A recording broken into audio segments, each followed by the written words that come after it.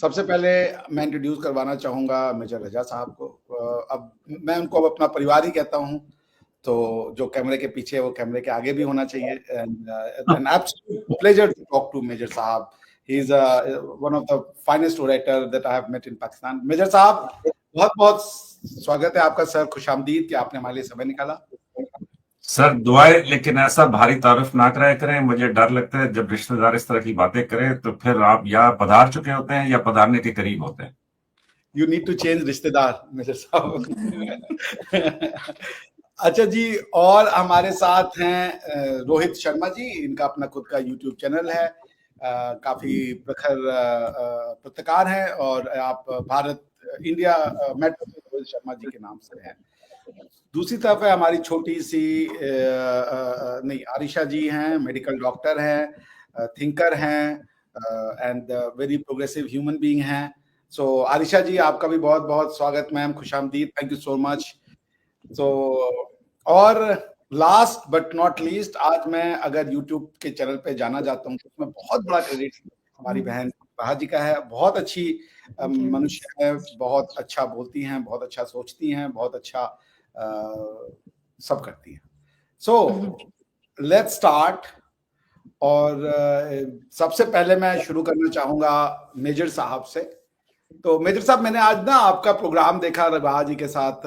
मैं जब ड्राइव कर रहा था तो 20 मिनट का मुझे जो विंडो मिलता है उसमें मैं देख रहा था। तो आपने fag end of the programme में ये कहा कि आपने हम लोगों से बात करने के बाद एक प्रॉब्लम आइडेंटिफाई की इंडिया और पाकिस्तान के बीच में। तो मैं आपसे एक रियल जेन्युइन, आप पावर में भी हैं, आप काफी अच्छी सोच रखते हैं, काफी अच्छी समझ रखते हैं। आप हाईलाइट कीजिए इंडिया और पाकिस्तान की प्रॉब्लम्स को, और आप क्या समझते हैं उन्हें कैसे ठीक किया जाए। Very good. एक तो बहुत ही शुक्रिया। कमाल ये है कि मेरे चेहरे के साथ ही ना ये बतख भी बनी हुई थी और उसके कान में मुझे तो ये लग रहा था कि शायद डॉलर का साइन है। और फिर उसके बाद ऐसे भागम भाग अपने प्रोग्राम में बुलाया है, और बिल्कुल मैं जैसा पहले कह रहा था सगे रिश्तेदारों की तरह ऐसा धांसू सवाल आपने क्या कहूं, पंजाबी में कहते हैं ठोका है कि मेरे तो तोते बिल्लियां मतलब कौवे सारे ही उड़ गए। लेकिन देखिए, ये मेरी मैं अभी तक इसको समझने की कोशिश कर रहा हूं, लेकिन बहरहाल मेरी आहिस्ता आहिस्ता ये ओपिनियन बनती जा रही है कि इंडिया और पाकिस्तान के बीच में प्राइमरीली जहां पे हम एक इख्तलाफ रखते हैं, जहां पे हम एक दूसरे के साथ वो करते हैं, मतलब वो दुरुस्त भी हो सकता है और गलत भी हो सकता है, इसमें ये नहीं है कि मेरी बात ही दुरुस्त है, लेकिन मेरी समझ के मुताबिक बुनियादी तौर पे हम जो है वो मजहब पे जाके रुकते हैं कि एक हिंदू है, एक मुसलमान है, उनका धर्म और है, आपका मजहब और है, उनकी तरीके और हैं, आपके तरीके और हैं।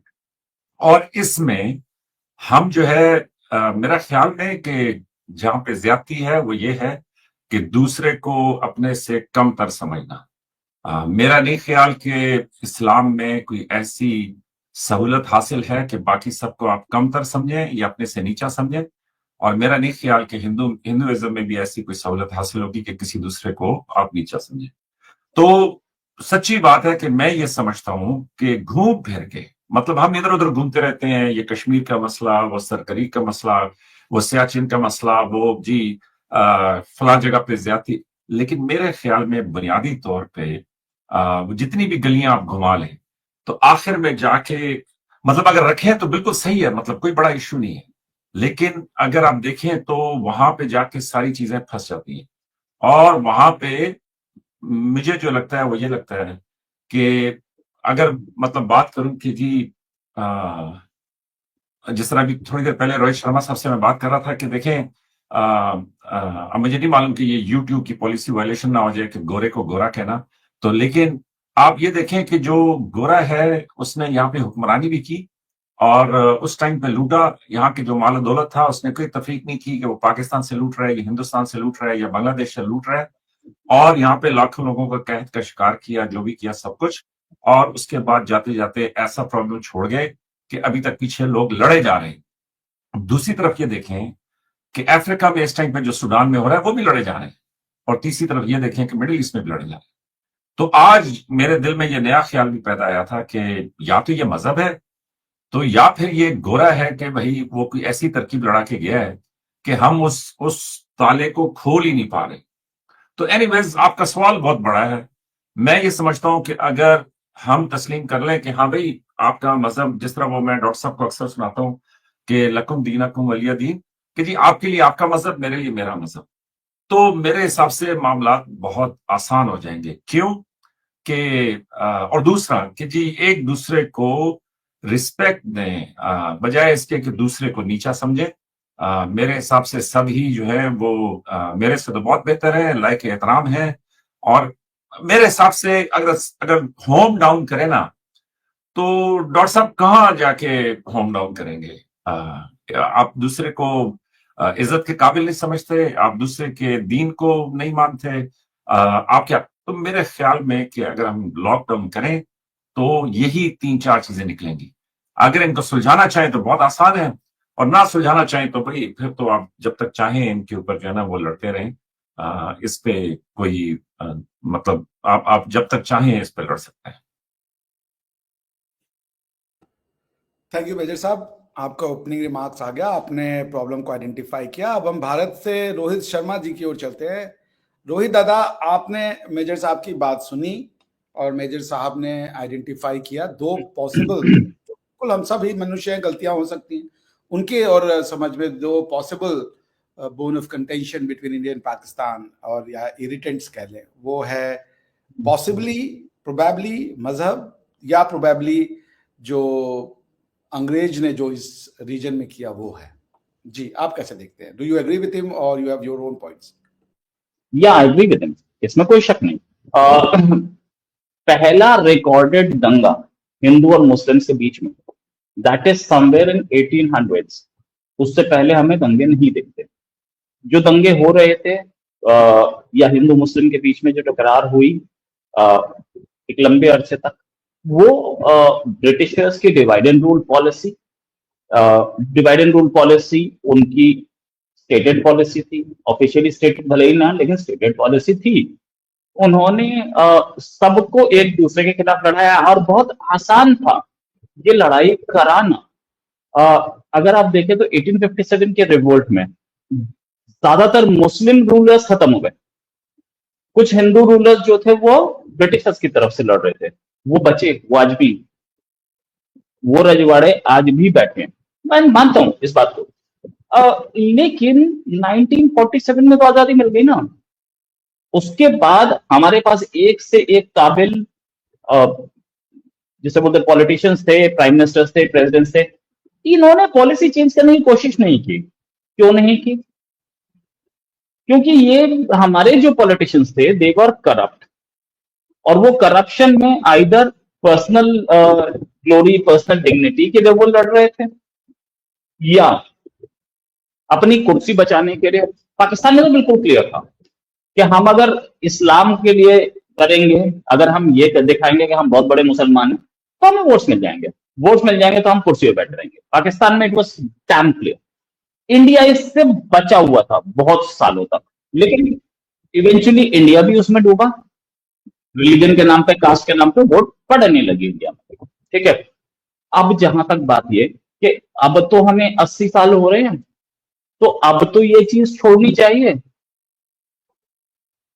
क्या इंडिया छोड़ रहा है इसको? नहीं, हम और बढ़ते जा रहे हैं। We are increasing on that road जो हमें ब्रिटिशर्स दे के गए थे। ठीक है, हम दो अलग अलग कंट्री, हम दोनों को अलग अलग तरीके से रहना है, हमारी मर्जी है, लेकिन कहीं कुछ गड़बड़ हो रही है जिससे कि हम इससे बाहर नहीं निकल पा रहे। And another very important thing कि अपने लोगों पे, पाकिस्तान तो बना ही था ना मुसलमानों के लिए एक कंट्री, अब बन गए मुसलमानों के लिए हो, सेफ कंट्री हो। उसके बाद आज क्या दिन आता है कि आज मुसलमानों के खिलाफ ही हो गए। मुसलमानों के खिलाफ हो गए मतलब बलूचिस्तान, शिया टमाटर, शिया सुन्नी, अहमदी, तो ये, और इंडिया में क्या हो रहा है भाई, हम तो सेक्युलर कंट्री थे, हमारे साथ जिंदगी में एक नया गेम चला, और वही इसकी फाउंडेशन 1947 में पड़ गई। अगर उसी समय यूनिवर्सल सिविल कोड लग गया होता, यूनिवर्सल सिविल कोड, आप जिस स्टेट में बैठे हैं डॉक्टर साहब, वहां पर यूनिवर्सल है, सॉरी यूनिफॉर्म सिविल कोड, आप जिस स्टेट में बैठे हैं वहां यूनिफॉर्म सिविल कोड लगा हुआ है, वहां मुसलमान 4 शादी नहीं कर सकता, रेस्ट ऑफ द कंट्री में नहीं है, रेस्ट ऑफ द कंट्री में मुसलमान 4 शादी आराम से करेगा। ये यूनिफॉर्म सिविल कोड उसी समय हटा दिया होता तो बोन ऑफ कंटेंशन खत्म, 370 उसी समय नहीं होती तो ये बोन ऑफ कंटेंशन खत्म होती जाती, अपीसमेंट यहां भी होती चली गई, जिसका एक स्ट्रॉन्ग रिप्रिकॉशंस देख रहे हैं। थर्ड टर्म फॉर मोदी, क्यों आया third term for Modi? Modi at first instance prime minister के बने, एक चीफ मिनिस्टर थे, चीफ मिनिस्टर रहते, देवर 28 chief ministers in the country, तो एक मोदी ही के प्राइम मिनिस्टर बने भैया। उसका एक रीजन, एक लैंग्वेज शुरू हुई इंडिया में कि हम मुसलमान हैं, हम किंग मेकर हैं, ये जनरल पब्लिक से आया, और वो हिंदू चुपचाप सुनता रहा, और वो कन्वर्ट कहां हुआ? प्राइम मिनिस्टर मोदी को भी ये बात पता थी, उस समय चीफ मिनिस्टर मोदी को भी ये बात पता थी कि जितना मुसलमान मेरे खिलाफ बोलेगा या हिंदू के खिलाफ बोलेगा, that will convert into votes, and he actually used it. ये बात गुजरात के 12 साल के शासन में, और अब हम देख रहे हैं 12 साल यहां भी होने वाले, 11 हो चुके हैं, ठीक है, यहां भी होने वाले। मोदी इस समय अभी बिहार इलेक्शन है, और बिहार इलेक्शन के जो रिजल्ट्स हम देख रहे हैं, ओपिनियन पोल्स हम देख रहे हैं, हालांकि ओपिनियन पोल्स फैब्रिकेटेड हो सकते हैं, मैं मानता हूं, दैट्स बीजेपी या NDA is getting an edge, और BJP NDA getting an edge, एक लंबी 25 साल की एंटी इनकम्बेंसी सामने खड़ी है, देखने वाली बात है। तब भी बीजेपी एक एज ले रही है, क्यों? Prime minister Modi. ये चीजें, टेररिज्म वाज अनदर फैक्टर, एक बिग फैक्टर, बहुत बड़ा फैक्टर था। एक टेरर अटैक होता था, इमीडिएटली पूरे कंट्री में माहौल हो जाता था कि यार मुसलमान मारते, और उसको इस्लामिक टेररिज्म पाकिस्तान ने बनाया, और उसको इस्लामिक टेररिज्म कुछ अपने अंदर के लोगों ने बनाया। अगर अपने अंदर के लोग इस्लामिक टेररिज्म के खिलाफ हो जाते ना, तो वो कहानी बन ही नहीं पाती। अपने अंदर के लोग कौन थे भाई साहब? कुछ कांग्रेस के लीडर थे। पहले तो बोला जाता था कि टेररिज्म का कोई रिलीजन नहीं होता, कांग्रेस के लोग बाहर आए, हिंदू टेरर है। वो हिंदू टेरर था नहीं था पता नहीं, लेकिन जैसे ही आपने हिंदू टेरर बोला, ये इस्लामिक टेरर बन गया, और तब मैटर बहुत सीरियस हो गया। बहुत सारी चीजें रही इंडिया में,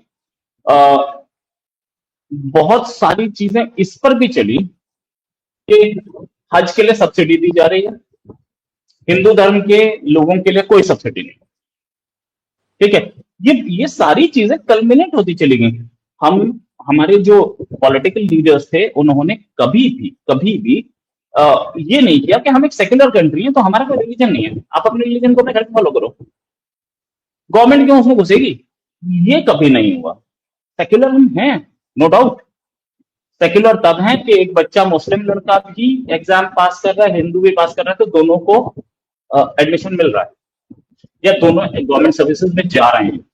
लेकिन दादा एक दूसरा आगे भी और लोगों का भी ले लें, तो then I will come back to you. आप अपनी बात खत्म कर लीजिए।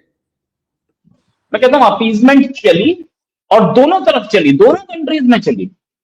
अपीजमेंट पाकिस्तान में भी चली, लेकिन पाकिस्तान में ये रिलीजन से बाहर निकल के रीजनलिज्म पे आ गई, रेसिज्म पे आ गई, बहुत सारी चीजों पे आ गई, जिसने पाकिस्तान को फैक्शंस में डिवाइड कर दिया। अब तो एक नया सराइकी और गेम खेलता दिखते हैं हमें, सराइकी एरिया से लोग निकल रहे हैं। तो ये पाकिस्तान बेसिकली 25 करोड़ की पॉपुलेशन है, तो उसको कम से कम नहीं तो 10 स्टेट्स में होना चाहिए। उससे होगा क्या कि ये रीजनलिज्म खत्म होगी, सराइकी अपनी एक आइडेंटिटी लेके घूमेंगे, पंजाबी अपनी लेके घूमेंगे, पंजाब को आप दोस्त रहे, तो बाकियों को स्कोप मिलेगा, तो वो कोई होने नहीं देगा पंजाब में। तो प्रॉब्लम यहां है, प्रॉब्लम पंजाब में भी है, इंडिया में, दोनों साइड है। लेकिन इंडिया में ये चीज रही क्योंकि हम सेक्युलर थे और सबको बराबर राइट्स थे, तो इसलिए हम उतने खराब पोजीशन में नहीं है जितने खराब पोजीशन में पाकिस्तान है। मतलब मैं खराब बोलूं तो सही नहीं रहेगा, लेकिन सिचुएशन कुछ ऐसी है कि आप प्रियंका कुमार की लिंचिंग देख रहे हैं सिर्फ एक र्यूमर पे, या और दूसरों की लिंचिंग देख रहे हैं, अब तो मुसलमानों की भी हो रही है। तो रिलीजन को एक लेवल तक रखा जाए, ऐसे कानून ना बने जो कि किसी और पे परसिक्यूशन कर पाए, और टीएलपी या दूसरे जो चीजें थी उनको जो, या बोलिए तो आप 80s से जो इस्लामिक फोर्सेस को सपोर्ट मिला, पहले तो जियाउल हक साहब ने किया, उसके बाद सब्सिक्वेंट गवर्नमेंट्स करती रही, तो जियाउल हक ने पाकिस्तान के लिए जितना अच्छा किया उससे ज्यादा बुरा किया। आर्मी में जो लोग 5 बार नमाज पढ़ते थे, final final final final, army में जो 5 बार नमाज पढ़ते थे उनको प्रमोशंस दी गई, आर्मी भी इस्लामिसाइज हो गई। अब कोई आर्मी इस्लामिसाइज हो जाएगी तो फिर कैसे काम चलेगा, यहां प्रॉब्लम आई, इंडिया की प्रॉब्लम मैंने आपको बता दी। थैंक यू रोहित दादा। अब हम बढ़ते हैं अपने नेक्स्ट पैनलिस्ट आरिशा जी की तरफ। जी जी आरिशा जी, बहुत बहुत स्वागत है आपका, नमस्कार। जी, आपने सुना ओपनिंग रिमार्क्स रोहित दादा के, आपने सुना ओपनिंग रिमार्क्स मेजर साहब का, तो आपकी क्या आइडेंटिफिकेशन है समस्या की, क्या देखती हैं आप? देखिए, ये जो मुस्लिम्स और हिंदू का जो झगड़ा है, ये ठीक है, आप कहते हो कि ब्रिटिश ने एक चीज की कि डिवाइड एंड रूल, लेकिन अगर मैं कहूँ तो ब्रिटिश से ज्यादा बड़े जो कॉलोनाइजर थे वो आपके अरब थे, जो यहाँ आए, उन्होंने यहाँ आके इस्लाम फैलाया, लोगों को मुसलमान किया, मतलब जो हमारी जो धरती का जो रिलीजन था बेसिकली सनातन, उसको ही डिस्टर्ब कर दिया, यानी कि लोगों को ही मुसलमान बना दिया, और वहीं से ही एक झगड़ा की बुनियाद रख दी गई थी, जो बाद में जाके बढ़ गई जब आए ब्रिटिश। और दूसरी बात ये कि एक चीज आप ये देखें कि दोनों आइडियोलॉजीज में ना बहुत ज्यादा डिफरेंस है, जहाँ पे सनातन जो है वो बहुत ही अमन पसंद या एक तरह से एक थोड़ा सेकुलर आइडियोलॉजी है, तो वहीं जो सबसे इब्राहिमिक रिलीजन के जो एक एक्सट्रीम जो एक फॉर्म नजर आती है वो इस्लाम नजर आता है। तो उसको अगर देखा जाए तो ये चीज वहीं शुरू हो गई, फिर दोनों की टीचिंग्स बहुत डिफरेंट है। इस्लाम में एक वाजे है कि भाई सबसे सुपीरियर है आपका रिलीजन, आपका गॉड, ठीक है, बाकी और स्पेशली हेट सिखाया जाता है फॉर पॉलीथियस्ट, फॉर आइडल वर्शिपर्स, और उनको वर्स्ट क्रिएचर कह के पुकारा गया है कुरान पाक में। तो ये चीजें वहीं पे बुनियाद बन जाती है। ठीक है, हम दूसरों को भी जिम्मेदार ठहराते हैं कि ब्रिटिश ने किया, ये सब किया, लेकिन एक बिहेवियर आपको देखने को मिलेगा कि जब पार्टीशन भी हो गया, ठीक है, मुसलमानों का एक अलग कंट्री बन गया, एक तो पूरी तरह से हुआ नहीं पार्टीशन के, यानी कि सारे मुसलमान गए नहीं पाकिस्तान और सारे हिंदू भी नहीं आए हिंदुस्तान में, इस तरह से नहीं हुआ। लेकिन अभी भी आप देखो कि जो मुसलमान हैं हिंदुस्तान में, उनका भी एक अलग ही रवैया है, मतलब वो चाहते हैं कि अभी भी भारत का डिवीजन ही हो, हम अलग हो जाए किसी तरह से, या वो बिल्कुल अलग बिहेव करते हैं, मतलब उनकी जो लॉयल्टी होती है वो कम ही नजर आता है कि वो भारत के साथ होती है, ज्यादा उनको बांग्लादेश की, पाकिस्तान की, फलस्तीन की उनको ज्यादा पड़ी होती है, नजर आता है कि जी पाकिस्तान के झंडे लहरा रहे हैं, ये सब है। तो ये एक बड़ी अजीब सी, और फिर अगर आप हिंदूज जो पाकिस्तान में रह गए, अब आप उनका बिहेवियर देखो तो वो माइनॉरिटी की तरह बिहेव करते, वो आपके सरों पे नहीं आके नाचते जैसे मुसलमान करते, सॉरी टू से। और ये बात सच है, आपने भी कश्मीर का देखा होगा कि वहां पे नेशनल एम्बुलेम लगा हुआ था, जब वो एक श्राइन था उसकी इनॉग्रेशन हुई, तो उस पे भी पथराव किया, उसको तोड़ा मुसलमानों ने, कश्मीरी मुसलमानों ने, जिनको ये समझा जाता है कि भाई ये तो माइनॉरिटी है और ये बेचारे बड़े वहां पे इनको ऑप्रेस किया गया है, और इन्होंने इस पे यह एहतजाज किया कि भाई ये तो आइडल है, हालांकि वो क्या है, वो नेशनल एम्बुलेम है, वो आपको पासपोर्ट पे भी नजर आएगा, करेंसी पे भी, इंडियन करेंसी पे भी नजर आएगा।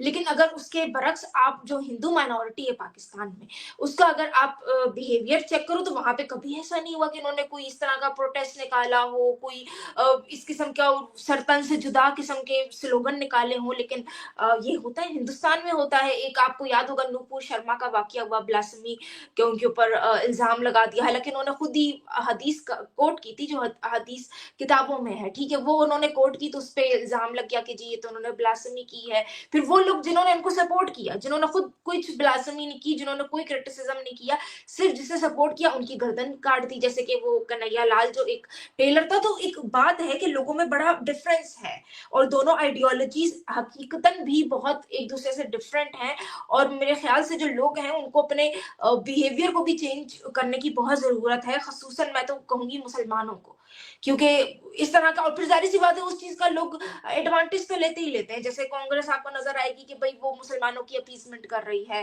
ठीक है, फिर वो जाहिर सी बात है जब उनकी अपीसमेंट होती है और जब हिंदूज ये चीज फील करते हैं कि उनके साथ अनफेयरनेस हो रही है, जैसे कि अगर आप किसी देवी देवता के बारे में कोई कमेंट कर दो, कोई मजाक उड़ा दो, और उस पर अगर कोई आपके ऊपर केस फाइल करता है और वहां पे अगर कोई बंदा जाता है कोर्ट में और वो जाके कहता है कि भाई ये तो मैंने खुद इनकी बुक में देखा, इनकी अपनी वेद में या भगवत गीता में ये लिखा था, तो उसको माफ कर देते, छोड़ देते कि हाँ ठीक है ये सही बात है। लेकिन वही रवैया आप वहां नहीं अपनाते। जब नूपुर शर्मा वाला केस हुआ तो उसपे किसी ने ये नहीं कहा कि उन्होंने जो हदीस कोट की वो तो रियल में हदीस है, वो तो बल्कि एक नहीं ऐसी दो हदीसें सही बुखारी में, लेकिन नहीं, वहां पे उल्टा सारा जो इल्जाम था वो नूपुर शर्मा पे आ गया, उन्हीं को ही कसूरवार ठहरा दिया कि इनकी वजह से दंगे हो रहे हैं मुसलमान और हिंदू के।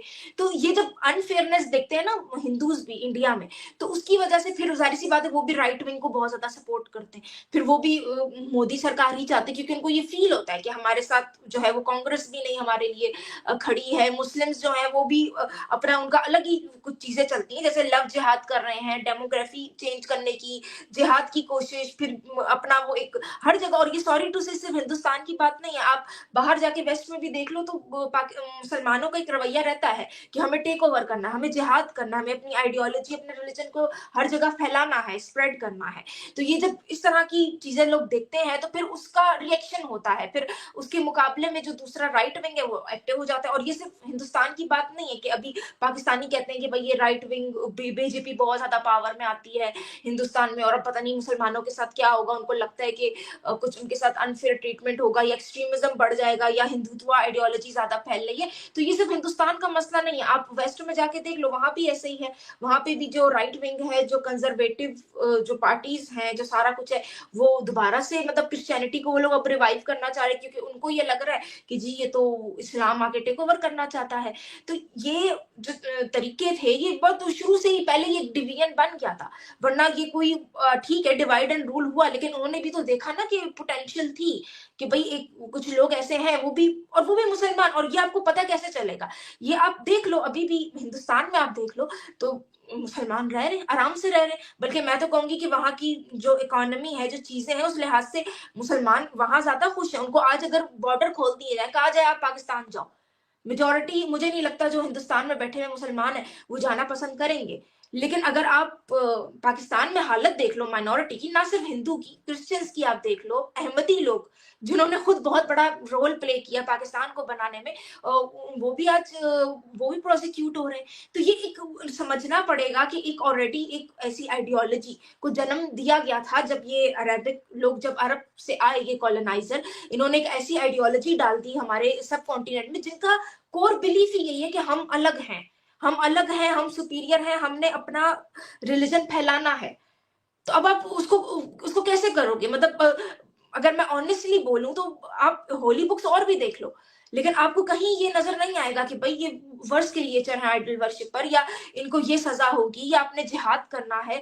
तो ये आइडियोलॉजी का अंदर ये अपना इनका कोर बिलीफ है, ठीक है, आप इसको चेंज भी कर लो। आप एक पाकिस्तान में मैं तो कहूंगी जैसे वो बता रहे जियाउल हक आए और ये सारी चीज कुछ जानबूझ के भी एक्सट्रीमिज्म फैलाया गया, ज्यादा उसको इस्लामाइजेशन लाई गई, वहाबिज्म आया, बिल्कुल वो हुआ। लेकिन वो क्यों हुआ? क्योंकि वो एक बिलीफ ही ऐसा है। मतलब आप देखा करें जितने भी इस्लामिक कंट्रीज हैं, आज आप ठीक है आप पाकिस्तान को चेंज करो, आप चीजों को रिफॉर्म करो, आप उसको थोड़ा सेकुलर बनाने की कोशिश करो, लेकिन इटसेल्फ जो इस्लामिक आइडियोलॉजी है वो बिलीफ ऐसा है कि वो उसको कभी भी आप दोबारा से चेंज करके एक्सट्रीमिज्म की तरफ लेके जा सकते हो। जैसे आजकल लोग टर्की को कहते हैं कि एक टाइम पे ये बहुत सेकुलर देश बन गया था, लोग भी बड़े सेकुलर हो गए थे और बड़ा पीसफुल हो गया और पता ही नहीं चलता था जी, यूरोपियन कल्चर और बिल्कुल वही सारा कुछ आ गया जैसे पहले का, लेकिन अब कह रहे हैं कि उसकी भी इस्लामाइजेशन हो रही है। तो समवेयर एक आइडियोलॉजी ऐसी है जो आपको चाहती है कि एक डिवीजन हो। आप देखा करो ना, और क्यों नहीं कोई ऐसा, क्रिश्चियन मेजोरिटी कंट्रीज है लेकिन वहां भी सेकुलर कवानीन है। इस्लामिक कंट्रीज आपको नहीं मिलेंगे उतनी तादाद में जहां पे सेकुलरिज्म हो या फिर सेकुलर कवानीन हो, क्योंकि मुसलमान चाहते ही नहीं है, वो उनका बिलीफ ही नहीं है कि डेमोक्रेसी हो, सेकुलरिज्म, उनको खिलाफत चाहिए होती है। इसीलिए वेस्ट में बैठ के भी खिलाफत की रेडीज ने करने की जी हमें शरिया, हमें खिलाफत चाहिए। तो अब हम क्या कर सकते। तो मेरे ख्याल से तो ये बात है सारी। थैंक यू आरिशा जी आपके ओपनिंग रिमार्क के लिए। अब हम चलते हैं हमारी सबसे यंगेस्ट पैनलिस्ट रिवाहा जी की तरफ। रिवाहा जी, आप क्या देखती हैं? आप एक यंग यूथ हैं, आप फ्यूचर हैं भारत का, पाकिस्तान का, बल्कि मानवता का, इंसानियत का। आप जैसे यूथ कैसे देखते हैं? आपको मैंने सुना कुछ दिन पहले आपने शकील सर के वीडियो में बोला कि आप भारत की भी बेटी हैं, पाकिस्तान की भी बेटी हैं। तो क्या ऐसा करने के बाद आपको कुछ प्रॉब्लम फेस करना पड़ा पाकिस्तान में, या आप क्या आइडेंटिफाई करती हैं प्रॉब्लम को दोनों देशों के बीच? अच्छा सर, सबसे पहले तो मैं यहाँ पे बात करूँगी, यहाँ पे हिंदू मुस्लिम को बहुत ज़्यादा डिस्कस किया जा रहा है। तो मेरा जो ओपिनियन है वो ये है कि चलिए अब कंट्री बन गया है, हमें आगे की सोचनी चाहिए। किसी को भी क्रिटिसाइज़ नहीं करना चाहिए। हर सोसाइटी में फ्लॉज़ होते हैं, चाहे वो पाकिस्तान की सोसाइटी है, चाहे वो हिंदुस्तान की सोसाइटी है, यहाँ पे भी फ्लॉ हैं, वहाँ पे भी फ्लॉ हैं, इंटरनल मैटर्स दोनों तरफ ख़राब हैं। तो हमें ये नहीं करना चाहिए कि हम सिर्फ़ और सिर्फ़ इस्लाम को क्रिटिसाइज़ करें। मुझे ऐसा लगता है कि बहुत ज़्यादा एक्सट्रीमिस्ट लोग यहाँ पे मौजूद हैं जो कि रिलिजन को गलत तरीके से पोर्ट्रे करते हैं। Sorry sir, sorry. तो गलत तरीके से पोर्ट्रे करते हैं, लेकिन अगर हम हिंदुइज़्म में भी बात करें तो उधर भी बहुत ज़्यादा जो है एक्सट्रीमिस्ट लोग मौजूद हैं जो कि लोगों को गलत गाइड भी करते हैं। और अगर आप इस्लाम के हवाले से बात करते हैं तो इस्लाम में भी बहुत सारे ऐसे लोग हैं जो मतलब गलत आपको गाइड करते हैं। तो मुझे लगता है कि ये सिर्फ़ मुसलमान और इंडियन या हिंदुस्तान की बात नहीं है, ये सिर्फ़ हर तरह की सोसाइटी में इस तरह के लोग होते मौजूद हैं। अगर हम क्रिटिसाइज़ करना छोड़ दें, पॉज़िटिव चीज़ों को आगे लेकर आएँ, टेक्नोलॉजी पे काम करें, पॉज़िटिव ट्रैक के आगे काम करें, तो हम ज़्यादा चीज़ों को बेहतर कर सकते हैं। तो सर मैं तो यही कहूँगी बस। यकीनन मेरा आंसर बहुत शॉर्ट है, लेकिन ये है कि मैं यहाँ पे किसी रिलिजन को क्रिटिसाइज़ करने नहीं बैठी हूँ और पॉज़िटिव काम करने के लिए बैठी हूँ और बस मेरा यही मकसद। जी, वापस चलते हैं मेजर साहब की तरफ। मेजर साहब, आप इतने दिन सुना, आपके पास बहुत सारे पॉइंट होंगे रखने के लिए, और मैं सभी पैनल से कहूंगा कि किसी के ऊपर पर्सनल अटैक ना करें, हर किसी का ओपिनियन है, let's respect each other. So major साहब, आपकी क्या, आपने इतने सुने इतने ओपिनियंस को, you counter it, summarise it और पुट न्यू पॉइंट फॉरवर्ड, कैसे देखते हैं आप? अच्छा, पहले तो मैं जाती तौर पे अपने आप से ही इम्प्रेस हुआ हूं कि रोहित शर्मा साहब ने अगर क्वालिफाई कर दिया है कि रजा साहब ठीक बात कर रहे हैं, तो मेरे लिए एक ऑनर की बात है।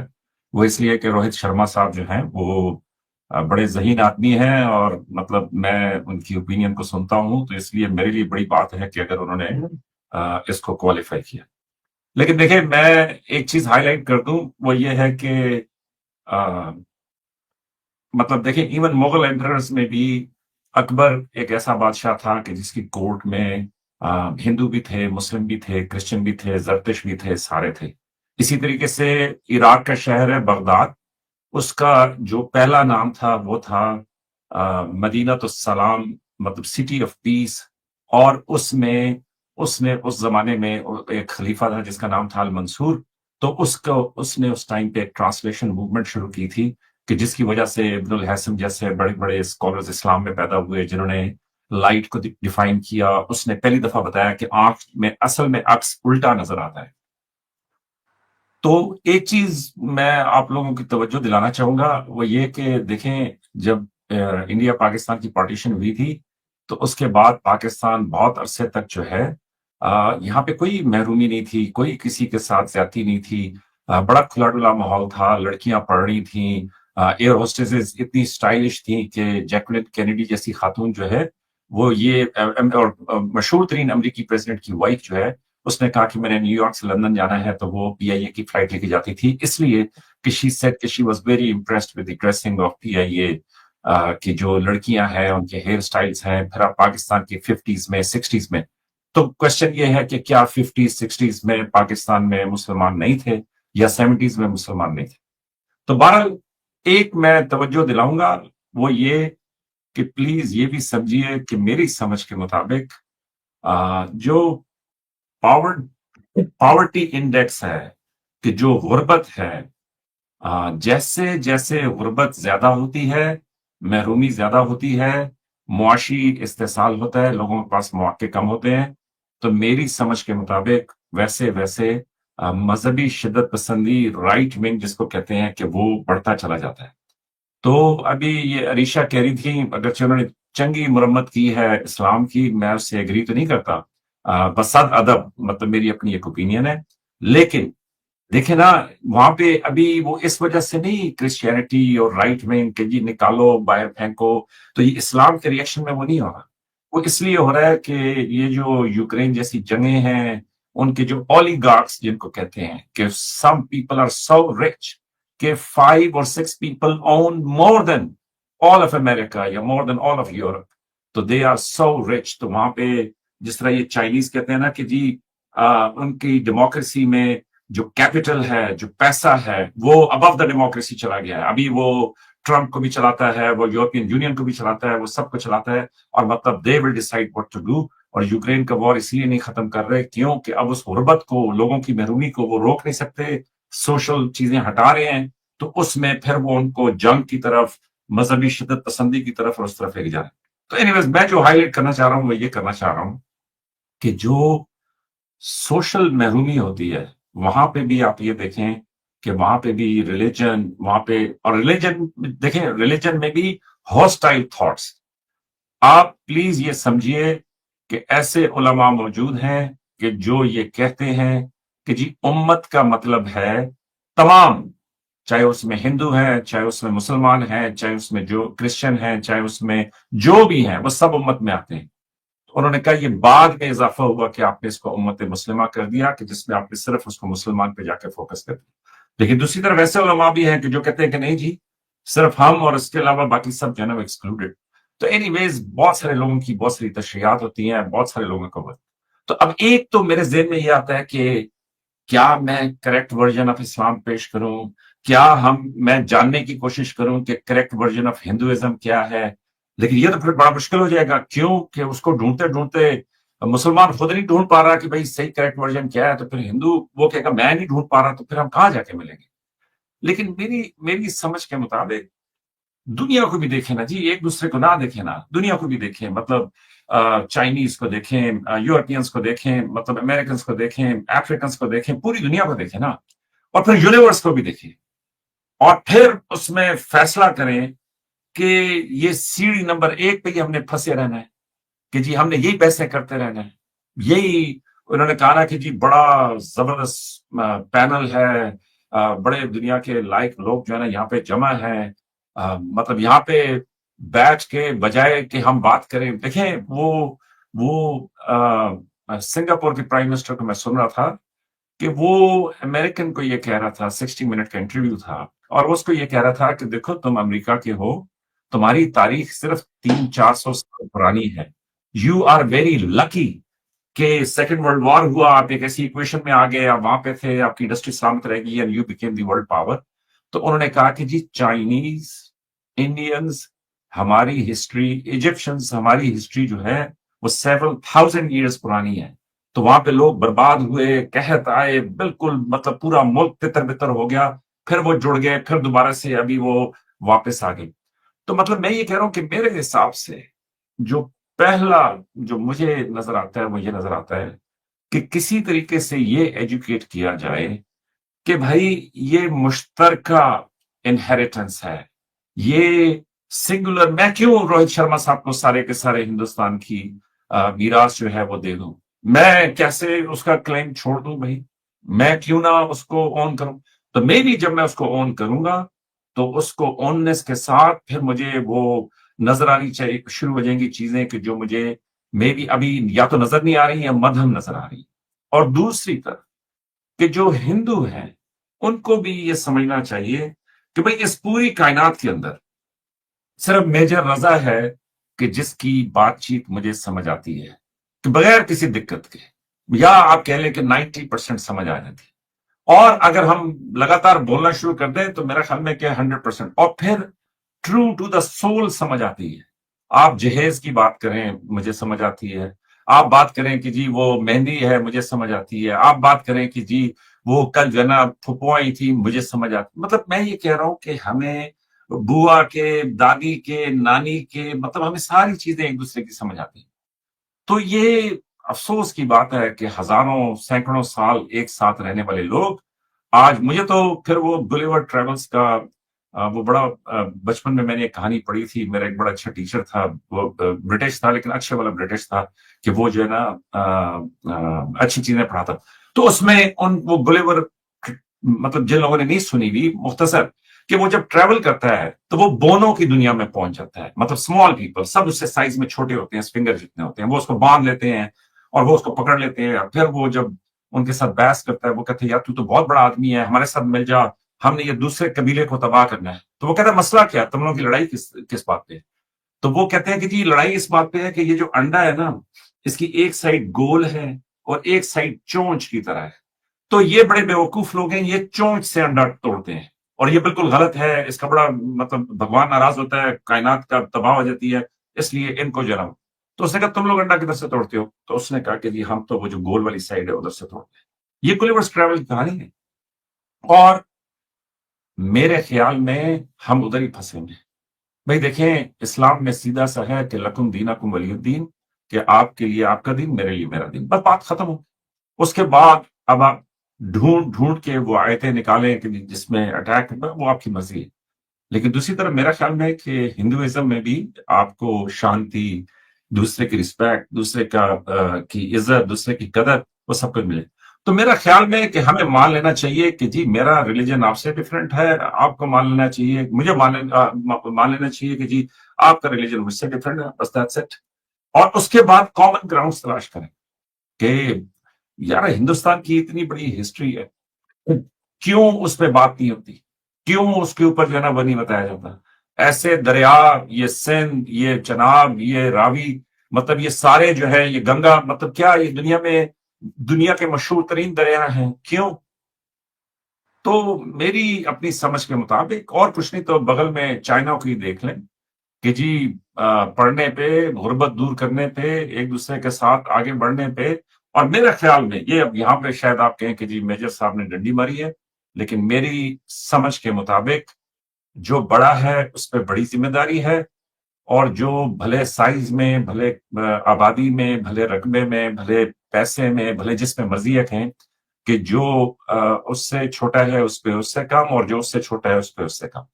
तो मेरे ख्याल में कि जी ये बातचीत होती रहनी चाहिए, और जब ये बातचीत होती रहेगी तो चूंकि जबान समझ आती है तो मेरे ख्याल में रास्ते निकल आएंगे। मेरी तो ये ओपिनियन। थैंक यू मेजर साहब। सॉरी, मेरा पॉइंट ये था कि गुर्बत जैसे जैसे बढ़ती है वैसे वैसे आप ये देख लेंगे कि जी वहां पे जो राइट विंग है वो ज्यादा बढ़ता है। तो नुक्ता मैं ये बुनियादी तौर पर दे रहा जी, रोहित दादा की तरफ चलते हैं। रोहित दादा, आपके कुछ ऑब्जर्वेशन होंगे, आप कुछ बोलना चाह रहे हैं, बताएं। बिल्कुल सही। मेरे साहब ने ये बात, वो गुलिवर ट्रेवल्स वाली बात जो है बहुत सही बताई कि एक चीज, कि भाई एक आदमी, अच्छा ये बात शिया सुन्नी पे भी आती है। एक 5 मिनट पहले नमाज पढ़ रहा है, एक 5 मिनट बाद पढ़ रहा है, उसमें भी कॉन्फ्रंटेशन है। अरे पढ़ तो दोनों नमाज ही रहे। अच्छा, अटल जी ने बोला कि हमारे एरिया में जो मुस्लिम्स हैं उन्होंने पूजा का तरीका चेंज किया है, अपने आप को चेंज नहीं किया। ये सारी चीजें जो चल रही थी वो चल इसीलिए रही थी कि हमारा बिलीफ अलग, इनका अलग। पंगा तब आया जब हमें आजादी मिल गई। और आजादी मिलने के बाद ये हुआ कि हमारा तरीका बेस्ट है या हमारा बेस्ट है, उसमें लड़ाई हुई। और जब तक ये डेमोक्रेसीज हम एक्चुअल क्यों क्यों इसको बोला जाता है कि नहीं इस्लाम बेस्ट है या हिंदुइज्म बेस्ट है, क्यों? ताकि कोई आदमी सड़क ना मांगे, कोई आदमी पानी ना मांगे, कोई बिजली ना मांगे। इसलिए क्योंकि आप डाइवर्ट करके रखिए ओरिजिनल चीज। कोई आदमी ये ना पूछे कि 5 साल में तुमने कितनी सड़कें बनाई भाई। आप सड़क बनाओगे तो लोगों को एम्प्लॉयमेंट मिलेगी ना, बहुत सारों को मिलेगी। एक सड़क बनती है ना तो उसका एक कॉन्ट्रैक्टर होता है, उस उधर कोई आदमी रोड़ी लेके आता है, कोई कोल्टान लेके आता है, कोई उसको रोड रोलर लेके आता है, कम से कम 1000 लोगों को एम्प्लॉयमेंट मिलती है उससे। लेकिन कोई पूछने के लिए तैयार नहीं है, सारा पैसा खाया जाता है। इसीलिए हम लोग सबके सब अलग हैं, हमारा रिलीजन सर्वश्रेष्ठ है, बेस्ट है, ये कहानी है। और ये कहानी पता नहीं पाकिस्तानी पॉलिटिशियंस ने इंडियन से सीखी या इंडियन पॉलिटिशियंस ने पाकिस्तानी से सीखी, लेकिन है बहुत बढ़िया। दोनों फॉलो कर रहे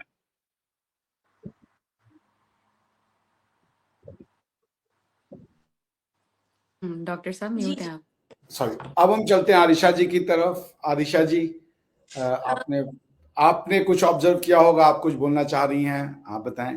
जी देखिए, मैं इस हवाले से ये कहूंगी, जैसे मेजर साहब ने कहा कि भाई तुम्हारे लिए तुम्हारा दीन, हमारे लिए हमारा दीन। फिर बात ये ना कि जो हिंदुस्तान के मुसलमान हैं वो फिर औरंगजेब को और ये जितने भी इन्वेडर्स आए थे इनको फिर अपना हीरो क्यों मानते हैं। इस पे आज भी वहां जंग चलती है कि औरंगजेब के खिलाफ अगर कोई बात कर देता है हिंदू तो एक बात है, हकीकत पसंद बात है कि कुछ इन्वेडर्स आए जिन्होंने आके यहाँ पे लूट मार की और यहाँ के लोगों को मारा, कत्लो गारत की। ठीक है, एक कुछ लोग उनको इन्वेडर्स के तौर पे देख रहे हैं जैसे वो हैं, कुछ उनको अपना हीरो मानते हैं। और ना सिर्फ पाकिस्तानी पाकिस्तानी तो मानते हैं, उन्होंने तो अपने मिसाइलों के नाम रखे हुए ना, गौरी अब्दाली और ये सारा कुछ। लेकिन जो इंडियन मुसलमान है वो भी यही समझते हैं कि भाई औरंगजेब तो हमारा हीरो था। तो ये अभी तक जब इस बात पे झगड़ा चल रहा है तो इसका हम क्या कर सकते हैं। मतलब अगर आप रह रहे हो भारत में और आप गए भी नहीं पाकिस्तान, आप अलग भी नहीं हुए, तो लोगों को अपना रवैया चेंज करने की जरूरत है। और एक बात ये कि जैसे मैं ये नहीं कहूंगी कि 100% इस्लाम ही बुरा है या 100% मैं किसी धर्म को ही कसूरवार कह दूं, लेकिन एक बहुत बड़ा मसला है कि जो दीन इस्लाम है उसमें रिफॉर्म की गुंजाइश नहीं है। लोग उसको रिफॉर्म नहीं करते, मतलब उसमें तब्दीली नहीं लेकर आते। सनातन धर्म में आ गई तब्दीली टाइम के साथ, कास्टिज्म को लेकर आ गई, बाकी चीजों को लेकर आ गई, उसमें भी पेट्रियार्कल रिचुअल्स थे उनको लेके आ गई। लेकिन मुसलमान उस चीज से नहीं हटते। और अगर तो ये है हकीकतन कॉन्सेप्ट कि भाई तुम्हारे लिए तुम्हारा दीन, हमारे लिए हमारा दीन, तो फिर जिहाद किस बात का। फिर ये जो मदारिस में जिहाद सिखाया जा रहा है या जो पाकिस्तान में मिलिटेंट ग्रुप बन चुके हैं इस्लाम के नाम पे और उनको कोई लगाम भी नहीं डाल रहा, उनको खत्म भी नहीं कर रहा, उनको एलिमिनेट भी नहीं कर रहा, तो वो फिर किस नाम पर है। और ये जो अभी तालिबान भी आना चाहते हैं, जो चाहते हैं कि जी हम शरिया ले आए, फिर ये क्यों हो रहा है सारा कुछ। तो ये सारी बातें हैं, कहीं ना कहीं एक आइडियोलॉजी का भी थोड़ा कसूर है। और फिर जाहिर सी बात है, लोग जब इन्हीं बातों पे लड़ेंगे, और हमारा सबसे बड़ा मसला यही है कि हमारा जो इंडिया पाकिस्तान है, यहाँ पे लोग अभी इन्हीं बातों पे झगड़ा कर रहे हैं। तो जैसे रोहित शर्मा जी ने कहा कि जब इन्हीं बातों पे मसले बने रहेंगे, झगड़े बने रहेंगे, तो फिर मेन चीजों पे कोई फोकस नहीं करेगा। यही काम पाकिस्तान में भी हो रहा है। पाकिस्तान में भी जो भी आता है, भले वो इमरान खान हो, वो मजहब के नाम पे वोट लेना चाहता है। ठीक है, क्यों? क्योंकि असल मसले किसी को हल ही नहीं करने। इसीलिए वहां पे इस किस्म की जो एक्सट्रीमिस्ट ऑर्गेनाइजेशन है, टीएलपी वगैरह, वो भी दंदनाती फिर रही थी। अभी जाके उनको थोड़ा लगाम डाली है, वो भी क्योंकि अमेरिकन एम्बेसी पे जाके वो हमला करने वाली थी, वरना वहां कोई पूछता नहीं है। वहां पे अभी भी आपने देखा होगा जो मरियम नवाज हैं, उन्होंने उनका स्टाइपेंड इंक्रीज कर दिया। ये जितने भी मौलाने हैं, मौलवी हैं जो मस्जिदों में होंगे, यही काम वो बच्चियों के लिए कर सकती थी कि जो वहां बच्चियां हैं उनकी एजुकेशन पे उनके लिए स्कॉलरशिप्स रख लेती। या जो हमारे यहाँ जो उस्ताद होते हैं, मतलब पाकिस्तान में उनको बहुत कम उनको पे किया जाता है, उनके लिए कुछ कर लेती। लेकिन ये वो पहली मौलवी मौलाने जो पहली अजाब बने हुए पाकिस्तान के लिए, उनको आप इंकरेजमेंट कर रहे हो। खैर ये सारी चीजें इन पे वर्क करने की जरूरत है, और मेरे ख्याल से लोगों को इन चीजों से निकलना पड़ेगा। हिंदुस्तान में भी लोगों को ये जो एक्सट्रीमिज्म है इसको खत्म करना पड़ेगा, और इस्लाम में भी उसको भी रिफॉर्म होने की चीजों को बहुत जरूरत है।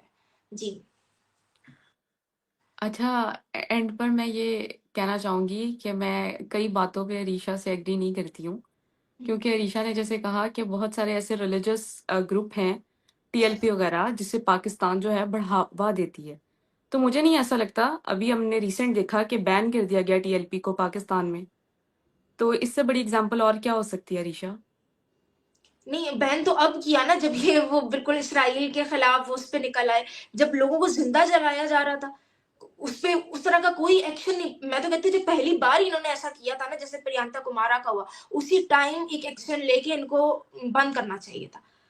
लेकिन अब अच्छा, अभी भी जब लिया है एक्शन तो इतना ड्रास्टिक ले लिया कि गोलियां ही चला दी उनपे। अब उसका असर ये निकला कि कुछ लोगों को उनसे सिंपैथी हो गई है, ये तो बेचारे इनको तो मार ही दिया जान से। बजाय उसके ना कि वो आहिस्ता आहिस्ता स्टेप लेते, मतलब शुरू में ही उनको एक डिक्लेयर करते कि ये एक टेररिस्ट ऑर्गेनाइजेशन है, उनको उसी टाइम पे बंद करते, उनके इजलास पे, उनके जमा होने पे पाबंदी लगती। फिर ये जो मॉब लिंचिंग होती थी, ये जब पहली दफा ही जब मशाल खान का ऐसा वाकया, उसी टाइम ऐसा स्टेप लेने की जरूरत थी, और वो बड़ा अच्छा टाइम होता। क्यों लोगों की सिंपैथी भी नहीं होनी थी उनके साथ, कि हाँ ठीक है, इन्होंने बहुत ही अच्छा, कारनामे कर रहे हैं। ये टीएलपी में जो गोलियों वाली बात हमेशा से मैं सोशल मीडिया पे आके सुनती जी जी। हूँ, तो मुझे इसके पीछे कोई हकीकत नज़र नहीं आती, और हमारी गवर्नमेंट ने भी इससे डिनाई किया, क्योंकि सोशल मीडिया पे बहुत ज़्यादा चल रहा था कि उनको गोली लग गई है, ऐसे हो गया, वैसे हो गया। तो ऐसा कुछ नहीं है यहाँ पर, और जैसा समझा जा रहा है, और यकीनन अगर जो भी यहाँ पे वायलेंस फैलाएगा, पाकिस्तान के अगेंस्ट काम करेगा, टीएलपी की जमात हो या कोई भी, अगर सिंगल पर्सन मैं भी हूँ, अगर मैं अपनी स्टेट के अगेंस्ट या कंट्री के अगेंस्ट कुछ करूंगी, तो मेरे पर कार्रवाई की जाएगी, और मुझे उसका जो है एक सजा मिलेगी। तो जो भी कर रहा है, तो हमारी स्टेट देख रही है, हमारी स्टेट की पॉलिसीज हैं, उसके अकॉर्डिंग वो चलती हैं, तो इस तरह के वायलेंस नहीं होती। और अगर उन्होंने कुछ क्राइम किया होगा टीएलपी वालों ने, तो जरूर उनको उसकी सजा मिलेगी। लेकिन ये किसी यानी कि अभी साबित नहीं हुआ और उनको ये बता दिया गया कि उनको गोलियां लग गई हैं, तो ये सरासर गलत बात है, ऐसा कुछ भी नहीं हुआ। और मैं, ये मेरे बगल में टीएलपी का सारा वो है एरिया। ओके। हाँ जी। जी जी जी। आरिशा जी। जी जी, खैर ये जो सारी बातें हैं, और आई डोंट नो इसमें कितनी सच्चाई है, क्या है, ये तो हमें आगे चल के पता चलेगा। खैर इनके अपने फॉलोअर्स ने भी बहुत ज्यादा इस पे रिएक्शन दिया, ये सारा कुछ किया, तो मेरे ख्याल से ये एकदम से स्टेप लेना ये भी ठीक है, लेकिन उस टाइम आपने क्यों नहीं लिया, जब वो नॉर्मल पब्लिक को उन्होंने यरगमाल बनाया हुआ होता है, मोब लिंचिंग को कर रहे थे, इतना मुसीबत, इतना बड़ा मसला था, बहुत सारे लोग, जुनेद हफीज जैसे लोग तो अभी भी जेलों में बंद है, उनकी डर की वजह से उनकी बेल नहीं हुई, 12-12 साल उनके केसेस किसी ने नहीं सुने। तो ये चीजें बहुत पहले करने वाली थी, लेकिन मेरे ख्याल से अगर ये अभी कर रहे हैं तो ये अच्छी बात है, और इसको इसी तरह से करना चाहिए, इन पे बैन लगना चाहिए। जी जी। तो ये अच्छी बात होगी ना कि बैन लग गया। और जी मुझे लगता है कि जैसे आपने रिफॉर्म की बात की, मैं मेजर साहब से एग्री करती हूँ कि तुम्हारे लिए तुम्हारा दीन और हमारे लिए हमारा दीन, तो इस बात से ज़्यादा रिफॉर्म वाली बात और क्या हो सकती है कि हमारे दीन में दूसरे रिलीजन को लेकर बहुत सारी गुंजाइश बाकी है। और मुझे ऐसा लगता है कि हमें अभी रिलीजन को साइड पर रखकर इंसानियत के लिए काम करना चाहिए। और कोई भी रिलीजन हो, चाहे वो इस्लाम हो, क्रिश्चियन कोई कम्युनिटी हो या कोई भी कम्युनिटी हो, तो सबसे पहले इंसानियत को प्रमोट करना चाहिए, हमें इंसानियत को आगे लेकर आना चाहिए। ये नहीं कि किसी को, किसी की भी कम्युनिटी को देखते हुए, जज करते हुए उसके साथ उस तरह का रवैया करें, बल्कि इंसानियत का काम करना चाहिए। तो मतलब मुझे लगता है रिफॉर्म इस चीज से आएगा। डॉक्टर साहब, आप स्टिल क्यों हो गए? जी जी। नहीं, हाँ, रिफॉर्म तो आएगा, लेकिन फिर एक वही बात है ना कि अगर तो इस्लाम में इतना हिंदू फोबिया नहीं होता तो फिर पाकिस्तान बनाने की क्या जरूरत थी। और अभी भी अगर मेरे अंदर तो नहीं है हिंदू फोबिया, मेरे अंदर नहीं है। मेरे साथ मेरे और भी नहीं, बहुत सारे कोलीग्स हैं जो आप में हिंदू नहीं होगा, फोबिया, लेकिन बल्कि हम तो मतलब मतलब हमारा बहुत सारे मुझे ऐसा लगता है हिंदुओं से इंटरेक्शन होता है डेली बेसिस पे, और बहुत अच्छे मुझे लगता है कि मेरे फ्रेंड्स भी हैं इंडिया में जो कि, और लड़कियां भी जो हिंदू कम्युनिटी से ताल्लुक रखती हैं, तो मैंने तो कभी उनको गलत नहीं समझा। या और भी मेरे मतलब पाकिस्तान की मैं बात कर रही हूँ, बहुत सारी ऐसी लड़कियां जो कि मुझे ऐसा नहीं लगता कि उनको, हाँ, कोई ही कहीं ना कहीं मैं देखती हूँ कि जो पढ़े लिखे लोग नहीं हैं, वो इस तरह एक्सट्रीमिस्ट सोच रखते हैं, जिहादी माइंडसेट के सोच रखते हैं, लेकिन समहाउ अब बहुत सारा रिफॉर्म आ रहा है, लोग एजुकेशन में आगे आते जा रहे हैं और हमारी तरह के लोग जो हैं वो आगे आकर जो है वो मुझे लगता है इंसानियत को प्रमोट करें, ना कि इस तरह के हमारे दिलों में हिंदूफोबिया है। हाँ, बात तो अगर हम कर रहे हैं हिंदू लोगों से और उनके बगल में वो कहते हैं ना छुरी रखी हुई है, इस तरह का कोई सीन नहीं है, बल्कि हम उनसे पॉजिटिव ही बात सीख रहे हैं। और मतलब अपनी एक मतलब मेजर साहब भी अगर बैठते हैं वो हमेशा यही बात कहते हैं कि हमारी सोच, हमारा डीएनए और हमारी जो कल्चर है, शादी ब्याह और ये सारी चीजें सेम ही हैं, तो फिर दुश्मनी कैसी। तो मैं दूसरे चैनल्स पर भी आके हमेशा ये बात कहती हूँ, जहां मैं पाकिस्तान की बेटी हूँ तो वहां पर मैं हिंदुस्तान की भी बेटी हूँ, तो इसमें मैं किसी डर के या कोई प्रेशर में आके इस तरह की बात नहीं करी हूँ। इससे पता चलता है कि मैं पाकिस्तान को रिप्रेजेंट कर रही हूँ। तो यही बात है। तो अगर हम किसी भी एक रिलीजन को गलत कहेंगे तो ये बहुत गलत होगा, चाहे वो इस्लाम ही क्यों ना है। तो हमें किसी को भी गलत कहने की मुझे लगता है कि जरूरत नहीं है, और हर रिलीजन खूबसूरत है, बस देखने वाली आंख खूबसूरत होनी चाहिए। जी, जी। नहीं, मुकम्मल तौर पे गलत नहीं, लेकिन मैं ये कहूँगी कि मुसलमानों को आज के हिसाब से अपना रवैया चेंज करने की ज़रूरत है। बहुत सारी ऐसी चीज़ें क्रिश्चियनिटी में भी थी, लेकिन उन्होंने उसको रिफ़ॉर्म किया। उन्होंने आके जब प्रिंटिंग प्रेस ने आके एक तरह से क्रिश्चियनिटी को एक्सपोज़ किया, तो लोगों ने फिर उसके आगे जाके उसको रिफ़ॉर्म किया। और दूसरी बात ये है कि देखिए आपके जैसे लोग हैं बाहर, लेकिन वो बहुत कम हैं पाकिस्तान में, बहुत कम। मैं जहाँ पढ़ी हूँ, मैं बता सकती हूँ कि कितना डिस्क्रिमिनेशन होता है। मैं तो हालाँकि उस टाइम पे मैंने ये एक अनाउंस भी नहीं किया था कि मैंने इस्लाम छोड़ा हुआ है या मैं एक मुस्लिम हूँ, लेकिन मेरे क्योंकि व्यूज़ डिफरेंट होते थे, मैं बहुत लिबरेटेड थी, तो मुझे तो पूरा डिस्क्रिमिनेशन का सामना करना पड़ता था। और अभी भी मैं आपको बता सकती हूँ कि मेरे साथ वो लोग, जो मेरे साथ पढ़े, जब मैं उनके साथ यूनिवर्सिटी में पढ़ती थी या मैं उनके साथ वर्क करती थी हॉस्पिटल में अपनी वर्क प्लेस पे, जो मेरे साथ सलाम दुआ भी करते थे, जिनकी मैंने हेल्प की, जिन्होंने मेरी हेल्प की, अच्छे ताल्लुकात थे, उनको जैसे ही पता चला कि मैंने इस्लाम छोड़ दिया, उन्होंने उठा के मुझे ब्लॉक किया। उन्होंने उठा के मुझे नेगेटिव, और वो ऐसे लोग नहीं थे कि जो बिल्कुल जाहिल हैं, बिल्कुल गँवार हैं, जो बैठ के लोगों की मॉब लिंचिंग कर रहे हैं। वो लोग थे जो पढ़े लिखे थे। पढ़े लिखे डॉक्टर हैं, एमबीबीएस हैं, प्रोफेसर्स हैं। उनकी नज़रें बदल गई, उनकी बात करने का स्टाइल, उनकी चीज़ें बदल गई। उनमें से मेजॉरिटी ने तो मुझे ऐसे ब्लॉक कर दिया उठा के, कि मैं मेरी हिम्मत कैसे हुई कि मैं ये आके कहूँ कि मैंने इस्लाम छोड़ा। तो अब हम भी तो अगर भाग रहे हैं एक्स मुस्लिम्स, तो वो किसी वजह से भाग रहे हैं ना। हम कोई हिंदू तो नहीं थे, मैं हिंदू तो नहीं हूँ। हाँ, मुझे वो लोग कह के वो चढ़ा तो नहीं सकते कि मैं काऊ डंग या मैं ये कुछ ऐसा खाती या मैं कुछ ऐसा करती हूँ। मैं तो मुस्लिम ही थी, मैंने ठीक है इस्लाम छोड़ दिया, लेकिन मैंने लोगों के रवैये देखे। मेरे साथ अभी ये जब एक चीज़ हुई कि ये टीएलपी वालों ने एक वो फतवा कोई ऐसी चीज़ निकाल दी, ठीक है?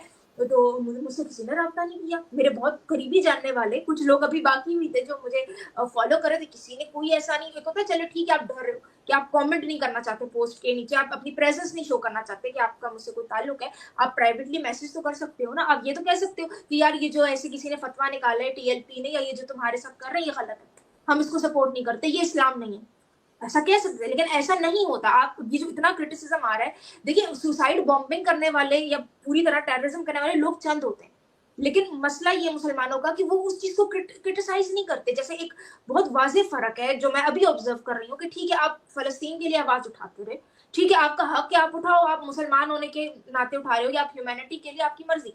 अब जो सूडान में हो रहा है, वहाँ जो इस्लामिस्ट कर रहे हैं, जो वहाँ के नाइजेरियन, जो वहाँ के लोगों क्रिश्चियंस के साथ, उस पे वही लोग जो दिन रात मेरे अपनी फॉलोइंग में थे, जो मेरे अपने जानने वाले, पर्सनल जानने वाले हैं, जो उनके लिए आवाज उठाते फलस्तीन के लिए, वो सूडान के लिए बात ही नहीं कर रहे। वो बिल्कुल खामोश है। अब मैं जब पोस्ट डालती हूँ तो ये प्रोपेगेंडा है, ये एजेंडा है, ये तो मुसलमान इस्लाम को बदनाम करने के लिए एजेंडा है। तो ये चीजें बहुत नजर आती हैं ऑब्वियस होकर। तो फिर आपको ऐसा लगता है कि यार जब ये इस चीज के लिए आवाज नहीं उठा रहे ना, जब देखिए अगर मैं एक गलत काम होता देखूंगी, ठीक है मैं इस्लाम पे तनकीद करती हूँ, लेकिन अगर मैं किसी मुसलमान के साथ जुल्म होता देखूंगी तो मैं आवाज उठाऊंगी। अगर मैं आवाज नहीं उठाती तो इसका मतलब कि मैं कोई सही एक्टिविस्ट नहीं हूँ, मतलब मैं मेरे अंदर सिर्फ नफरत है, या मैं जो है एक तरफ तो उठा रही हूँ शायद हिंदूज के लिए या एक्स मुस्लिम के लिए आवाज उठा रही हूँ या ऐसे लोगों के लिए, लेकिन मैं मुसलमानों के लिए आवाज नहीं उठा रही जहाँ उन पर जुल्म हो रहा है। तो इसका मतलब कि मैं ह्यूमैनिटी के बारे में नहीं सोचती, लेकिन मैंने मुसलमानों में ये पक्की चीज ऑब्जर्व की है कि फलस्तीन का मसला होता है तो वो आवाज उठाएंगे, लेकिन अगर वो आपको पर्सनली भी जानते हैं, मुझे खुद याद है कि जब ऐसे ये फतवा निकला उसमें बाकायदा अहदीस कोट कर दी कि जी ये तो सजा है, मुर्तद की सजा है कि उसका एक साइड का हाथ काटो, एक साइड की टांग काटो। और ये पूरी हदीस उन्होंने लिख दी है फतवे में। अब कोई और मुसलमान हो, इतने सारे लोग थे ना जो मुझे फॉलो कर रहे हैं, जो मुझे शायद जानते हो, मेरी यूनिवर्सिटी में साथ पढ़े, किसी ने ये नहीं कहा कि ये तुम्हारे साथ गलत हुआ है। अब उसपे आप जब चुप हो जाते हो ना, और आप जब खामोश होकर बैठ जाते हो और आपका वो खत्म हो जाता है प्रोटेस्ट और सारा कुछ, तो फिर हमें यही लगता है कि भाई इट मीन्स कि आप उन्हीं का साथ दे रहे हो। हाँ, आप मॉडरेट एक ड्रामा है, क्योंकि अब जाहिर बात है हर कोई इतना बेवकूफ तो नहीं है ना, जो पढ़े लिखे मुसलमान है ना, वो सुसाइड जैकेट पहन के क्राइम करने वाले तो कम ही होंगे। जाहिर बात है लोगों को अपनी जिंदगी की फिक्र होती है, लोगों की फैमिलीज होती हैं, लेकिन जब आप उन्हीं उसी टेररिज्म को, उस चीज को सपोर्ट करते हो या सपोर्ट नहीं भी करो, उस मामले में आप खामोश होकर बैठ जाते हो, अलग थलग होकर बैठ जाते हो, और आप वहां पे कोई प्रोटेस्ट नहीं करते, तो उसका मतलब यही होता है कि आप उस चीज से आपको कोई फर्क नहीं पड़ता, और समहाउ आप ये बिलीव करते हो कि हाँ ये हो रहा है तो ठीक है, हमें क्या होता रहा। या आप ये सोच लेते हो कि शायद वो नॉन मुस्लिम है, हाँ वो मर रहा है, उसके खिलाफ फतवे निकले, उसके खिलाफ कुछ भी निकले, वी डोंट केयर। तो हम तो यही अज्यूम करेंगे ना। तो मैं इस हवाले से कह रही हूँ कि ये कुछ चीजें मुसलमानों को ये सोचना पड़ेगा, वक्त के साथ चीजों को चेंज करना पड़ेगा। मैं ये नहीं कह रही कि सिर्फ इस्लाम ही एक ऐसा मजहब है, इस्लाम हाईलाइट इसलिए हो जाता है कि मुस्लिम्स अपने आप को रिफॉर्म नहीं कर रहे। सारे ही मजाहिब में ऐसी चीजें हैं जिन पे ऑब्जेक्शन उठाया जा सकता है, जो आज के हिसाब से, आज का जो दौर चल रहा है उस आप एप्लीकेबल नहीं कर सकते उन चीजों को। इवन क्रिश्चियनिटी में ऐसी चीजें, लेकिन वो ऑब्वियस इसलिए नहीं होती क्योंकि उनकी सारी स्टेट सेकुलर है, लोगों की वैल्यूज सेकुलर हो चुकी हैं, लोग अपने आप को रिफॉर्म कर चुके हैं, उनका मतलब वो रिलीजन। अब जैसे मैं यहाँ बैठी हूँ, मैं यहाँ क्रिश्चियनिटी में भी तनकीद करती हूँ, कोई मुझे कुछ नहीं कहता, मेरे आस पास रहने वाले, मेरे साथ काम करने वाले सारे क्रिश्चियंस हैं, नहीं उनको फर्क पड़ता। हाँ, लेकिन अगर मैं यही काम बैठ के किसी इस्लामिक कंट्री में, या इवन मैं किसी वेस्टर्न कंट्री में बैठ के ऐसी जगह ये करूं जहां मेरे आसपास मुसलमान है, मुझे नहीं पता कौन मुझे स्टेप कर देगा। तो अच्छा कुछ चीजें ऋचा, ऐसी हैं। आपके साथ जो भी हुआ वो अरीशा, एक तो सवाल है मेरा। जी जी। आपने ये क्यों कहा कि मैं ठीक है, मैं काव डंग नहीं खाती? नहीं तो ये सुनाई जाती है बातें मुसलमानों की तरफ से, मेरा पूरा भर जाता है। मैं आपको मजे की बात बताती हूँ, देखें, नहीं, मैं आपको एक अर्ज दूं कि मेरे नजदीक, मैंने खुद गोए की थापियां कहते हैं, ठीक है, कि जो भैंस है या गाय है, कि वो जो हकती है उससे गोए की थापियां, तो मैंने खुद गोए की थापियां लगाई तो नहीं है, लेकिन लगी हुई गोए की थापियां उतार के अपने दादा के लिए हुक्का बनाया हुआ है। तो देखिए, मैं वो जो गाय की डंग आप जिसको कह रहे हैं, उसको हम थापी कहते हैं, गोया कहते हैं हम उसको पंजाबी में। तो मैं गोए को पकड़ के उसकी चूल्हे में उसको जला के अपने दादा के लिए हुक्का बनाया करता था। तो मेरे हिसाब से अगर कोई काव डंग खाए, वो उसकी मंशा है, उसकी अपनी सोच है, अगर वो उसको रिस्पेक्टेबल समझता है तो मेरे लिए भी वो रिस्पेक्टेबल है, वो उसका अपना एक फेल है, मुझे उसमें कोई एतराज नहीं। लेकिन ये काव डंग कोई नहीं खाता है, सब ये अफवाहें उड़ाई हुई हैं। मैं कह रहा हूं शर्मा जी, अगर खाए भी तो मैंने खुद अपने हाथों से गोए की थापियां, मैं कह रहा हूं कि जी, मतलब अगर मैं खा भी लेता तो कोई ऐसी बात नहीं थी, लेकिन मैं ये कह रहा हूं कि मैंने गोए की थापियां जो हैं वो लगाई नहीं है। मतलब मैं ये कह रहा हूं ना कि देखें, एक तरफ अभी अरीशा जितनी भी बातचीत कर रही है वो सब कुछ अपनी जगह पे ठीक है, लेकिन मैं साथ ही ये कह रहा हूं कि देखें, हम एक ही, मुझे तो ऐसा लगता है कि जैसे एक ही मेज के अंदर हम फंसे हुए हैं। मेज से मेरी मुराद है कि एक ही भूल भुलैया के अंदर हम फंसे हुए हैं, और इधर से निकल के मैं आ जाता हूं, उधर से निकल के कोई और आ जाता है, उधर से निकल के, तो आई डोंट नो। लेकिन मेरे ज़हन में एक और बात आई जो अरीशा की बातचीत में सुन रहा था, और उससे मुझे यह है कि थोड़ी सख्त बात है, लेकिन जब तक हम इसको करेंगे नहीं, मेरे ख्याल में हम जो इस इलाके के सारे लोग हैं, अब भले ये कॉलोनियल मसला है, भले ये कोई और मसला है, या इसने शिद्दत पकड़ी है जब हम कॉलोनाइज हुए, हम एक दूसरे को, हम अपने आप को ना दूसरे से ऊंचा समझते हैं, उससे सुपीरियर समझते हैं, या दूसरे को, अगर मैं इसको जरा ज्यादा सही कहूं पंजाबी स्टाइल में, यार हम दूसरे को नीचा समझते हैं। हम समझते हैं कि जी शायद वो जो है वो मुझसे जो ना कम तर है। तो एक मेरा ख्याल में मसला ये है, ये जो रिलीजन का है, और दूसरा मसला मेरा ख्याल में ये जो कॉलोनाइजेशन का है कि वो ये है कि जी मैं शायद सुपीरियर हूं या मैं जो है वो दूसरा मुझसे कमतर है। तो आई डोंट नो, लेकिन मेरी मेरी समझ के मुताबिक रवैये इंसानों के एक जैसे हैं। गुर्बत मसाइल बढ़ाती है, ये जो हार्ड लाइन है रिलीजन की वो मसाइल बढ़ाती है। अरीशा अपनी जगह पे ठीक बात कर रही है, लेकिन एट द सेम टाइम कि भाई आप उधर क्यों फोकस कर रही हैं? आप अपनी जिंदगी जिए, अपना काम करें। वो लोग खुद, वो जिस तरह उसने लिखा था ना एक किताब में कि जी वक्त जो है वो खुद इंसान को वो चीजें सिखा देता है कि जो उसको लॉजिक नहीं सिखा सकती। तो एनीवेज बड़ा लंबा प्रोग्राम हो गया। मुझे तो सर आउट पास, जरा फौजी आदमी हूँ, लिमिटेड मिला हुआ है। बेगम ने कहा था कि तू जा, वो मुझे फिर कहती है तू जा, बस यही काम करते तू, ठीक है, स्पेशली जब उसको पता चले कि जी मुझे तो इसलिए मैं तो आप वो उनकी बात एक्सेप्ट कर लें, आप सिर्फ यही काम करें, आप अच्छा काम कर रहे हैं। हाँ, तो मेरी तरफ से आप सबके लिए नेक तमन्नाएं। लेकिन मेरी जो समझ है उसके मुताबिक, अगर आप वो जैसा शर्मा जी ने कहा कि अगर आप मसले को छोटा करें ना तो बस वो अंडे वाला मसला है, और अगर आप इसको बढ़ाना चाहें तो जनाब कायनात गिर के ये हो गया वो हो गया, जो मर्जी है इसके अंदर गुब्बारे में हवा भरते जाएं भरते जाएं भरते जाएं, आपसे दूर नहीं होगी।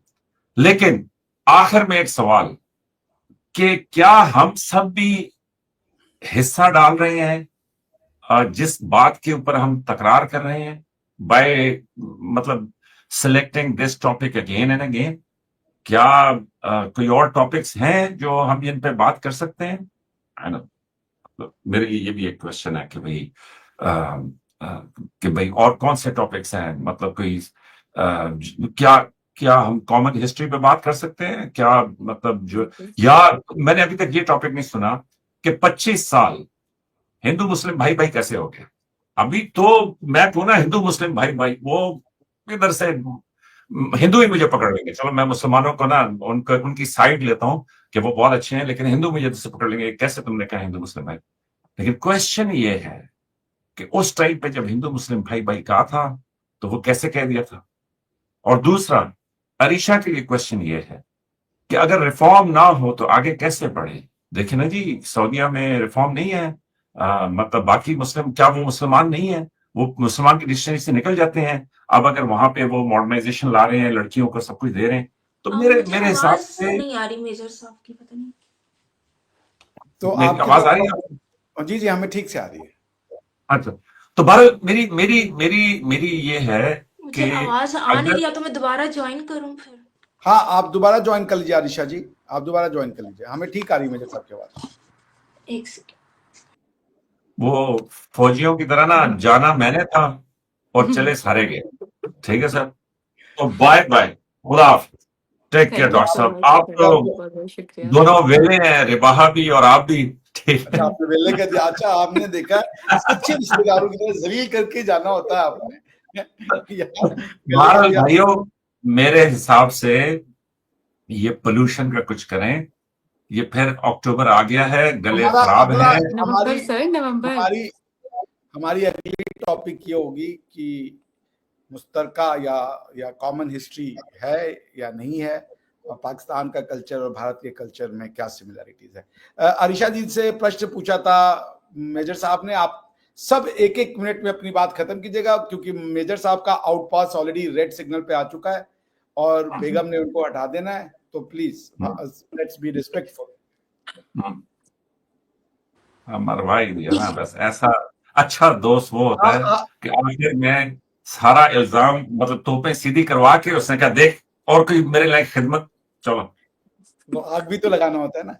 अच्छा, आपके लिए आरिशा जी, मेजर साहब ने क्वेश्चन पूछा था, मेजर साहब वो क्वेश्चन आप दोबारा पूछ दे आरिशा जी से तो उनको याद आ जाए। क्या आपने बोला क्या रिफॉर्म नहीं हुआ सऊदी अरबिया, तो क्या आगे नहीं बढ़ रहा, ऐसा कुछ आप नहीं, मतलब मैं ये कह रहा हूँ कि देखें, एक राय ये है कि जी रिफॉर्म नहीं है, लेकिन एक राय ये है कि जी रिफॉर्म है। मतलब मैं ये कहूंगा कि बहुत कंक्लूसिव ना रहे अपनी ओपिनियन के अंदर, कि भाई बीच में गुंजाइश रखें कि कहीं अगर आपने वो उसके ऊपर, लेकिन वो देखे ना जी, मैं तो वापस अपने उस उर्दू के टीचर पे जाता हूँ जिसने कहा था कि जी, मैं 7th क्लास में था डॉक्टर साहब, तो उसने पढ़ाते पढ़ाते कहा, वो उर्दू की तशरीह कर रहे थे, कोई उर्दू का सबक था, तो उसमें उन्होंने कहा कि देखो, वो डॉक्टर इस्लाम अफरीदी था, दरादम खेल से उसका ताल्लुक था, बिल्कुल ट्राइबल था, और इस्लाम अफरीदी का दाखिला इस तरीके से हुआ था कि वो इतना नालायक था कि एडमिशन टेस्ट में किसी पर्चे में उसका 1 मार्क भी नहीं आया। और उसके वालिद साहब प्रिंसिपल के पास गए, बड़ा अच्छा बोर्डिंग स्कूल था। उन्होंने कहा आपने मेरे बेटे को दाखिला नहीं दिया। तो उन्होंने पेपर्स मंगवा लिए। उन्होंने कहा शायद कहीं कोई गलती होगी है। जब चेक किया तो उन्होंने कहा आपका बेटा तो हर पर्चे में 0/0 है। उन्होंने कहा मुझे पता है। तो उन्होंने कहा फिर उसको कैसे दाखिला दूं? उसने कहा इतना नालायक है इसीलिए तो तुम्हारे पास छोड़ के जा रहा हूं मारा। तो वो प्रिंसिपल बड़ा अच्छा था। उसने कहा कि यार वैसे इसने लॉजिक बड़ी अच्छी दी है। उसने इस्लाम अफरीदी को दाखिला दे दिया। तो इस्लाम अफरीदी ने कोई उर्दू का सबक पढ़ा और हमारी टीचर ने यह कहा कि देखो इस दुनिया में एक दुनिया नहीं है, हर शख्स की अपनी एक दुनिया है। ये टीचर ने अपनी इसके ऊपर फलसफा झाड़ा और जनाब हम बाहर निकले और इस्लाम अफरीदी जाहिर है हमने सबसे लाइक था। उसने कहा मना ये क्या पागल आदमी है, ये कह रहा है हर एक की अपनी एक दुनिया है। तो तेरी कितनी दुनिया है? मैंने कहा मेरी तो एक ही है। उसने कहा मेरी भी एक ही है। एक और ने कहा मेरी भी एक ही है। हमने कहा ये बड़ा ये पागल है कि ये वैसे ही कह रहा है कि जी हर शख्स की एक दुनिया। लेकिन वक्त गुजरा सर, आज हम इस उम्र में पहुंच गए हैं और जिस तरह डॉक्टर साहब आपने हाय की है वो एक दिल जले की तरह, तो इसी तरीके से अभी हमें भी समझ आ गई है कि इस दुनिया में हर शख्स की अपनी एक दुनिया। तो एनीवेज टेक केयर, अपना ख्याल रखिएगा। आरिशा जी को 1.5 मिनट दे देते हैं, वो अपनी बात कह लें, उनका नाम लिया जी गया प्लीज। और उसके बाद हम वी विल कंक्लूड इट। अच्छा देखिए पहले जी जी जी आप बोलें। जी, जी, पहले मैं उस चीज़ की थोड़ी वज़ाहत कर लूँ, यही जो काव डंग वाली बात है, ये खुद पाकिस्तानी करते हैं। मैंने एक वीडियो बना ली छोटी-सी, उसमें मैंने सनातन धर्म की तारीफ़ कर ली, तो नीचे यही अज़्यूम हाँ, तुम तो गाओ डंग, तुम तो जाके हिंदू हो जाओ, ये है, वो है। तो ये एक हेट है, एक अजीब-सी, और ये सिर्फ़ वहाँ पे नहीं है। आप कोई बच्चा अगर मुसलमान है, वो इस्लाम छोड़ दे तो उसके लिए भी वैसी ही हेट है। ख़ैर ये सारी बातें अलग हैं, लेकिन वो कह रहे हैं कि अगर रिफ़ॉर्म ना हो, तो फिर चीज़ें कैसे चेंज होंगी? तो चीज़ें बड़ी चेंज करना मुश्किल है। ठीक है, आप लोगों को एजुकेटेड करेंगे, लेकिन फिर अगर एक माइंडसेट किसी का बन जाता है, तो मैंने तो बहुत एजुकेटेड लोग ऐसे देखे हैं, जो बहुत एक्सट्रीमिस्ट उनका माइंड रहता है, कुछ भी कर लो, वो तालीम ले लें, वो पीएचडी कर लें और अगर उनको डिल्यूज़नल रहना है, तो वो रहते हैं। जो एक बात है पाकिस्तानियों की कि वो उनमें क्रिटिकल थिंकिंग नहीं है। उनको लगता है कि जी हम मुसलमान हैं, तो हम ही हर चीज़ में बेस्ट हैं। मतलब एक अगर हारी हुई वॉर भी है तो वो उसको भी समझेंगे कि हमने जीते ही हैं। एक मतलब अजीब सा उनका ऑब्सेशन है कि उनको ये है कि भाई आप अगर मुसलमान हो तो बस आप ही सब कुछ हो।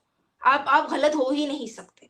तो वो ना आप रिलिजन पे क्रिटिसिज्म कबूल करते हो, ना आप किसी और चीज़ में जब आप क्रिटिसिज्म ही कबूल नहीं करोगे अपने ऊपर, अपने कंट्रीज़ पे या अपनी पॉलिसीज़ पे या रिलिजन पे, तो आप रिफॉर्म कैसे करोगे? और फिर अगर आप रिफॉर्म नहीं करते तो फिर बड़ा मुश्किल है। ये मेरे ख़्याल से बड़ा ज़रूरी है मुसलमानों को रिफॉर्म होना उनकी अपनी बेहतरी के लिए। क्योंकि आप दुनिया के साथ फिर आप कैसे चलोगे? आप उल्टा ये कोशिश करते हो, आप जहाँ जाते हो आप चाहते हो कि दुनिया वैसे पीछे चली जाए, रिवर्स हो जाए हर चीज़। तो अब क्या कर सकते हैं खैर लेकिन मुश्किल है उसके बगैर आप कैसे करोगे? एक एक बात है चलिए ठीक है आप चीज़ें चेंज भी करते हो, जैसे मैं एक एग्ज़ाम्पल देती हूँ, ठीक है आपने टीएलपी को बैन कर दिया, लेकिन जो टीएलपी की सोच है वो उसके लोगों से हटी है? नहीं है, आज भी अगर मॉब लिंचिंग होती है, किसी को गुस्ताखी के नाम पे मारा जाता है, तो बहुत कम लोग हैं, जो उसके खिलाफ बोलते हैं। अभी भी आप मेजॉरिटी पाकिस्तान से पूछेंगे, वो कहेंगे सलमान तासीर का कत्ल सही हुआ था। आम आम बंदा कहेगा। उस सोच को आप कैसे चेंज करोगे? उस सोच को चेंज करने के लिए रिफॉर्म करना ज़रूरी है और वो सिर्फ़ एजुकेशन से नहीं होगा, वो आपको उनको चेंज करना पड़ेगा। थोड़ा रिलिजन पे क्रिटिसिज़्म इन चीज़ों को, क्रिटिकल थिंकिंग को थोड़ा आम करना पड़ेगा। उसके बगैर वो नहीं होगा, वरना आप लोगों को पढ़ा-लिखा लें, आप कुछ भी कर लें, आप उस आम सोच को कैसे खत्म करोगे? आप 100 यहाँ पे जो एक्सट्रीमिज़्म की ऑर्गनाइज़ेशंस हैं, उन पे आप बैन लगा दो। लेकिन जब तक आप एक कॉमन इंसान का दिमाग नहीं चेंज करोगे, रिलिजन को लेकर उनके ज़हन से ये सिर्फ़ रिलिजन से ऑब्सेशन उनका हटाओगे नहीं, तो वो चीज़ें नहीं तब्दील होंगी। अगर आज वेस्ट तब्दील हुआ है, तो वो इस वज़ह से तब्दील हुआ है कि वो लोगों का ख़त्म हो गया, क्रिश्चियनिटी के ऊपर ऑब्सेशन। एक प्रिंटिंग प्रेस ने आके क्रिश्चियनिटी को एक तरह से हटा दिया। फिर उसके बाद ये जो स्टेट से अलग हुआ है उनका रिलिजन, उसने एक बहुत अहम रोल प्ले किया। जब तक ये चीज़ें नहीं होंगी, आई डोंट थिंक सो कि कोई बड़ा चेंज जो है वो पॉसिबल है। जी, जी। मेजर साहब आपका लास्ट 1 मिनट, फिर रिबाज जी आपका 1 मिनट और मेरा उसके बाद 15 second and then that will be the end of the show.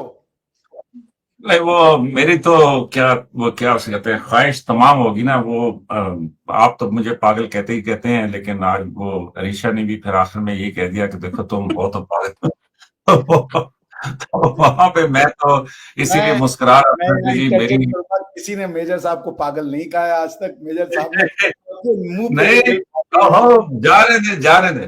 तो वो तो मैं तो उसके ऊपर आ गया। लेकिन देखिए, मैं ये समझता हूँ मेजर कि साहब, मैं अगर 10 लाख सेकंड लूंगा आपका। हमारे यहाँ इसको कहते हैं, जो मेजर साहब कहते हैं, येड़ा बन के पेड़ा खाना। तो ये अपने आप को येड़ा बन के पेड़ा खाने वाली बात हो गई है। मेजर साहब, आपको कोई पागल नहीं कहता, बल्कि अच्छा हमें दीवाना कहते हैं। अच्छा सुने, तो मैं ये कहूंगा कि अगर लार्ज पॉपुलेशन ये समझती भी है कि जी सलमान तासीर साहब का कत्ल जो है वो ठीक था, तो बस ठीक है। उनकी मेरे हिसाब से उनकी अपनी एक चॉइस है। क्यों? कि मेरे हिसाब से अगर आप समझते हैं कि लोगों में आप अपनी कोई तब्दीली लाना चाहते हैं या उनको बेहतर करना चाहते हैं, या आप समझते हैं कि आपने रोशनी देख ली और वो रोशनी आप दूसरों को दिखाना चाहते हैं, तो आप बस सिर्फ अपने अमल से दिखा सकते हैं। और जिसने समझना होगा वो खुद ब खुद रोशनी को पहचान लेगा। प्लेटो की एक बड़ी मशहूर वो जो है वो केव वाली कहानी है, कि मैं फिर अभी लंबी कहानी नहीं सुनाना चाहता, लेकिन उसमें यह है कि वो कहता है कि जो रोशनी देख लेता है, वो लोग केव में होते हैं और मतलब फिर उसके बाद एक ऊपर जाता है केव की और वो रोशनी देख लेता है। तो इंसान का एक मसला ये है कि जब वो रोशनी देख लेता है, फिर उससे फिर वो वापस नहीं आता। वो फिर जो है ना, वो फिर कायम हो जाता है उसके ऊपर। यही इंसान की इंटेलेक्ट है, ये उसकी खूबी है, ये उसका बड़ापन है। तो एनीवेज, मैं ये समझता हूं कि मेरे हिसाब से जो जो देखने वाले हैं, यहाँ पे तो सारे समझदार हैं ना, और मैं मेरे अलावा बाकी सब समझदार हैं, लेकिन जो देखने वाले हैं उनको ये सोचना चाहिए कि मतलब और कौन सी बातें हैं कि जो की जा सकती हैं, मतलब और कौन सी चीजें हैं कि जो वो की। ये बहसें मेरे हिसाब से, मेरी तो उम्र इसमें गुजरी और ये सारा कुछ किया, लेकिन इफ आई लुक बैक तो मेरे हिसाब से ये बहसें बिल्कुल नहीं करनी चाहिए थी। बहुत सारा कुछ और पढ़ना चाहिए था। पर्शियन सीखनी चाहिए थी, हिंदी सीखनी चाहिए थी, हिंदुस्तान के कल्चर के बारे में ज्यादा पढ़ना चाहिए, मतलब बहुत सारी चीजें और करनी चाहिए थी। तो लेकिन बहरहाल हमारा टाइम तो निकल गया। लेकिन जो नौजवान लोग हैं यहाँ पे ये सब कुछ, तो उनको चाहिए कि वो इन बातों को सोचें, देखें। अब तो आज वो गूगल की अनाउंसमेंट थी कि जी क्वांटम कंप्यूटिंग में उन्होंने एक प्रैक्टिकल प्रॉब्लम को सॉल्व किया है। तो इट इम्प्लाइज कि एज इफ के क्वांटम कंप्यूटिंग जो है वो अवेलेबल होगी आपको और मुझे। तो अब वो कौन सी दुनिया में है? मतलब उसको मैं कहूँ ना कि देख बात सुन, ये काव डंग, तो ये इस्लाम, तो फिर रिफॉर्म, तो फिर ये कहेगा भाई तू कहां से आया है, क्या खाता है, क्या पीता है, क्या तू बातें कर रहा है। मतलब ठीक है, डू व्हाटएवर यू लाइक। तो लेकिन मेरे हिसाब से सोशल प्रेशर्स भी लोगों पे बहुत होते हैं। लोगों को एक उम्मीद चाहिए होती है, सब कुछ चाहिए होती है। और अगर हम समझते हैं कि जी हम ज्यादा समझदार हैं, वो सब कुछ हैं, तो हमें वो ऐसा खूबसूरत गीत गाना चाहिए कि आपको फिर कायल करने की जरूरत ना पड़े। मतलब वो गीत सुने, ये बुल्ले शाह को, मियां मोहम्मद बख्श को, बाहू को आप पढ़े ना जी, तो वो हिंदुस्तान में सिख भी गाते हैं, बाकी भी सब गाते हैं, तो उनको किसी मार्केटिंग की उसकी जरूरत नहीं थी। तो anyways, thank you very much, खुदा हाफिज। तो बड़ी माजरत, लेकिन ये है कि ये ना खत्म होने वाला सिलसिला है, और ये जो है ना सब ऐसे होस्ट हैं जिनके पास पहुंचना मुश्किल हो जाता है। मैं इसको समअप कर दूं। रिवाज जी, आप कुछ बोलना चाहेंगी या जी सर, आप कंटिन्यू करें प्लीज। देखिए, मैं समअप इस तरीके से करूंगा मेजर साहब की। भारत ने कल 4000 किलो की सैटेलाइट को लॉन्च किया, अपने दम पे किया, और यही हमारी हिस्ट्री है, यही हमारा मुश्तरका कल्चर है, जिसको वो साइंस और टेक्नोलॉजी वेस्ट कहता है। ये हम इसलिए नहीं कर पाए क्योंकि किसी ने आके उन आज़ादी के बाद इंजीनियरिंग कॉलेज बना दिए।